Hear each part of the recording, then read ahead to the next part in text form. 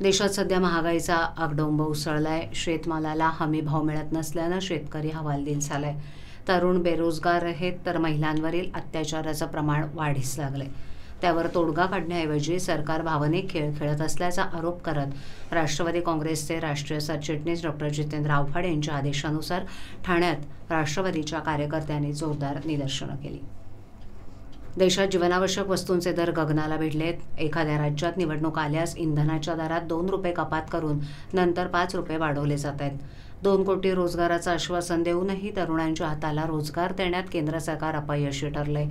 तसंच महिलांवरील अत्याचाराचं प्रमाणही वाढीस लागलंय।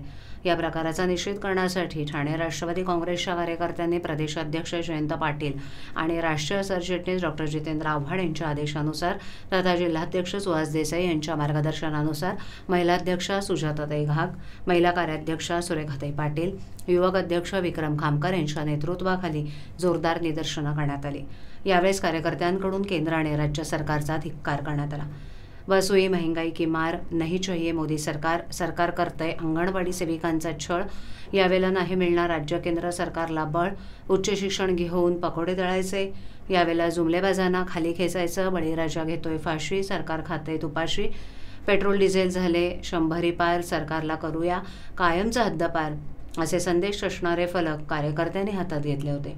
या कार्यकर्त्यांनी महागाई, बेरोजगारी, शेतकरी समस्या, स्पर्धा परीक्षा, महिला अत्याचार इत्यादींबाबतच्या मागण्यांचं निवेदन जिल्हाधिकाऱ्यांना दिले।